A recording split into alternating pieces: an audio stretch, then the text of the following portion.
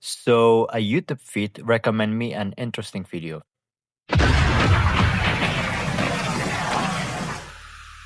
It was made by Arthur Greenwood.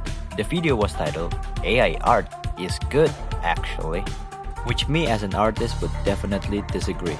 But I still want to hear what he had to say and respond to his argument in good faith rather than just call him names or just AI is bad because I said so. Because I believe we will benefit more by explaining our own reason rather than shut our ears closed. Now, the video might just be a rage bait, but I still want to take it seriously. By the way, there's an interesting stuff at the end that you might want to check it out. But don't skip it, watch the whole, okay?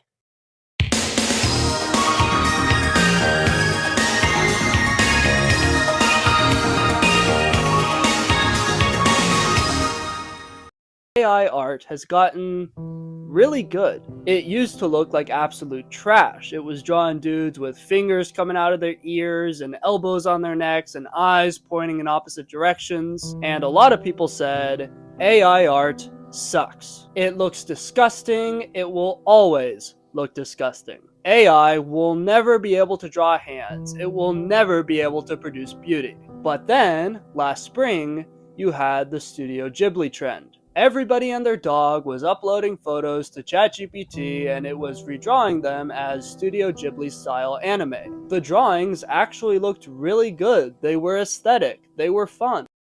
I don't know, man. Personally, it looks boring and empty, in my opinion. Art is subjective, but also objective. It's subjective because we have our own interpretation on what is the meaning behind the art. But also, there's plenty of styles out there, each with their own beauty, like realism, semi-realism, stylized, cartoony, etc. Not everyone will like the same thing. Art is also objective in a way that there's something that makes art good that we can all agree upon. My criticism with Studio Ghibli AI art is that it's awful and empty. It's like a fast food. Think about it this way. A food cooked by yourself probably tastes 5 times better than what fast food restaurant could ever produce. Why? Because there's an effort. We tend to take our time and not rush things out. We have a standard higher than the fast food chain. Fast food franchise don't have to worry about taste that much. What they have to worry is the cost to produce. That's why you see one of the most depressing burger coming out of McDonald's. They cheapen the quality to save costs. Look at this sorry, miserable squashed thing. Take a glimpse on any Ghibli AI art. You can notice the piss yellow tint everywhere. The thing about us human, we have the ability to notice subtle things that aches our mind. For example, the uncanny valley. When we see something that resembles a human but isn't. But look how far we've come in just 2 years. What about 5 years from now? 10 years from now? What happens when AI art is genuinely beautiful? Wouldn't that be good? Wouldn't it be good if ordinary people could create beautiful paintings and cute drawings without shelling out $300 on a commission that might not even turn out the way they imagined? Arthur, there's plenty of channel offering you tutorial for free, like Broco, Picat, Mark Brunet, and more. We are not living in the past anymore, where getting an art supplies or art guide require you to be an Indiana Jones. You can do it now by grab your book and your pencil, or you can go digital with apps like Ibis Paint, where you can get a free brush just by watching an ad once. If PewDiePie can do it, you can do it too. About the commission part, that's why portfolio exists so that you can check the artist's art and see if it's match your taste. If something is not turned out the way you imagine, you can always ask the artist to revise it. Trust me, I'm sure they would show the VIP process to you. There's plenty of artists out there, and not everyone had the same pricing. No! AI art is evil. It's taking jobs from artists. We'll all be unemployed. It's not just that, to be honest. It's also the people who could have used the money to hire real artists. Instead, they went on a cheap route just to squeeze for more money for their own pocket. Now hold on. You can't have it both ways. Is art a deeply personal, spiritual process that you do for the sheer love of beauty? Or is it a way to make money? If you stop making art because it's not profitable, maybe you were never an artist in the first place. I actually don't disagree with this one. I feel like if you look at an art, first thing that comes to mind shouldn't be, how can I gain profit from this? Art should always be hobby first. I'm not saying people who do commission are bad, it's just that you should always have fun when it comes to drawing or making other types of art. I can't help but think that there's plenty of artists out there who just quit just because they couldn't get a job that matched their skill. Now there's gonna be a part of the video that I'm gonna skip just because it doesn't really relate to the main topic. There is one argument against AI art that I have a lot of sympathy for: the environmental argument. Most people assume that because AI uses so much energy, it must be catastrophic for the environment. Now, I'm an environmentalist, and if it were true that AI art hurt the environment, I would be against it. But what you have to remember is that human art also requires energy. Scientific reports ran a study to measure this, and they actually found that AI art is more eco-friendly than human art. Now, I have to admit, this is where things get a little bit complicated for me, and I have to admit my weaknesses. When it comes to topic like environmental, in my opinion, it can be a yes or no, but rather it needs a nuanced answer. Technically speaking, traditional art sorta cause an environment damage if you think about like paper and paint. However, by saying AI art is more eco-friendly than human art sounds a bit ignorant. That's like saying EV are more environmentally friendly than a normal car. On the road, yes, but the manufacturing and the disposal is anything but environmentally friendly. Now, there's a video by Simon Clark about how AI could affect the environment.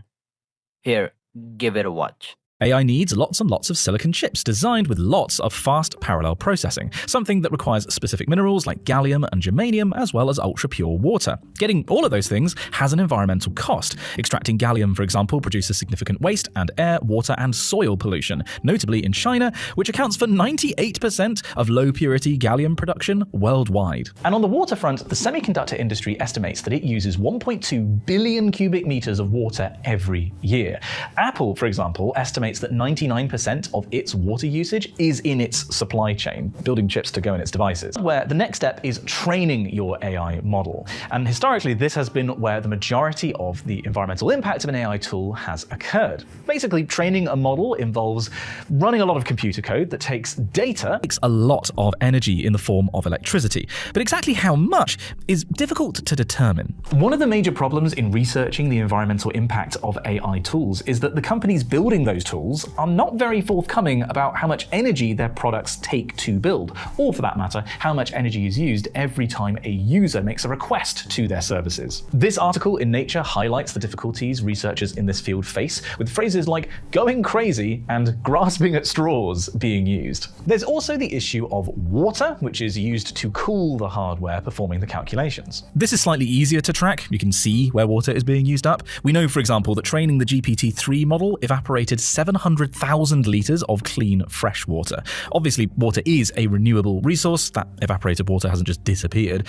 But by using it for cooling data centers training AI models, you are not using it, to provide drinking water and are contributing to the depletion of groundwater resources where data centers are based. That's a bit from his channel. I recommend to watch his full video. Argument you'll hear is that AI art isn't art. And at some level, I don't really care. If you want to be pretentious and call it AI imagery, whatever, man, have fun. But you don't have to be pretentious for that. The thing is, art is more personal since the beginning of mankind. And where did that art come from? Human imagination and creativity.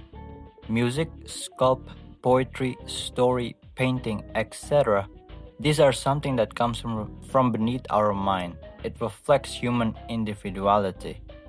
From afar, every art might look similar if we simplify it, but up close, they all have their own quirks and differences and beauty. I feel like the process of an art is an art in itself. Every stroke of brush tells a story and an intent behind the artist. And also color choices like why is SpongeBob yellow? Because it's the color of joy and energy. Why is Superman's suit blue? Because it's the color of hope and calm. There's also a character silhouette. Take example Team Fortress 2. If you turn the character into black, you can still tell who is who, even if you don't play the game. I think that's one of the power of a human mind, in my opinion. Let's take a hypothetical. What if you sketched out an entire drawing in pen and ink, but then you upload it to a computer and ask AI to color it for you? Is that still not art?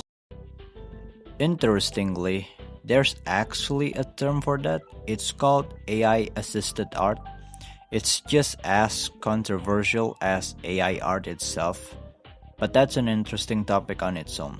The real question is, do you really need an AI to finish your drawing? What exactly prevents you from it? Was it time or tiredness? You can take a rest, or doing it later. As to answer to the question, I still think it's the same as putting an already finished drawing, then ask AI to remake it. It's like adding another layer on top, if that makes sense. Another example. What if you select a color from the palette and then click on part of the drawing and AI colors it in for you? Are you talking about the paint bucket tool? That's just an algorithmic tool, not AI. You're gonna hear Arthur making stuff up for the next one, by the way.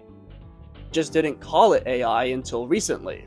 Computer software has always been artificially intelligent. Computer in itself is not a software, it's a hardware, which is physical and software is digital. Unless I misunderstood what he said, I'm willing to be corrected if I'm wrong. I'm defending people in the future who use AI for their marketing, for their graphic design, because I think that's a perfectly moral thing to do. It's cheaper and more efficient, and we shouldn't stigmatize. I don't know about this one. I can understand AI replacing unnecessary labor job, but something related to human mind is not something that I can comfortably say yes. I'd say marketing can be replaced. Marketing and graphic design. What is the similarity between the two? Communication. But both sends a message just by an image. You know who else understand that? Other human beings. Because only human knows what other human are like. AI could only imitate us. That's it. It's cheaper and more efficient. That sounds interesting. You know who else loves saying that? Corporate CEO who is out of touch. At least those two words are just meant to hide their ulterior motive.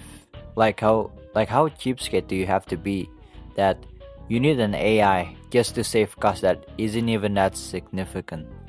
I hate AI art not just because of the environment concern, but also people who exploit it, like corporate CEO.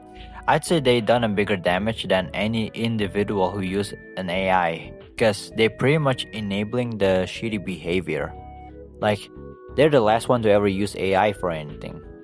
It's also a slippery slope to the downfall of art itself. There's plenty of AI bros who just decided to take someone's drawing into AI machine, then they either say fix it or improve it, which is an asshole behavior in my opinion and only shows that they care about ego and validation. This is also applied to normal artists, by the way. Heck, they used to roam on Twitter a lot. There's plenty of video for that. AI artists is an example of people becoming lazy because they want a cheat code, a shortcut. There is no shortcut to art. You have to be patient and persistent. Drawing is like playing a video game. It is more fun to play a game in a normal way without any cheats or hacks. You spend your time learning the controls and understanding how the gameplay works. And just have fun along the way. Sometimes it's frustrating, but it's still more fun and more rewarding playing it that way. If you got a mod menu, you probably only have fun for a minute. After that, you move on. Call me pretentious, but when you draw something, you're not only improving your art, but also you're training your muscle memories. Now, there is an argument by people who are pro AI art, something along the line like this. What's the difference between human artists and AI artists? Normal artists also copy from other artists. It's not that difference putting an already existing art into AI to train the model. It might sound like a good argument at first, for a simpleton that is. First of all, artist doesn't copy for the sake of it. They copy to study and understanding it. Like if an artist were to take a picture of David's statue or an existing drawing, let's say Spider-Man, they're only allowed if it's for studying and practice it. But if someone decides to claim as their own original artwork, then that artist will be called out by the community. The thing is, artists see some things from real life and they try to study it by analyzing it and breaking it down into a simple shape. From that, you train your visual skills.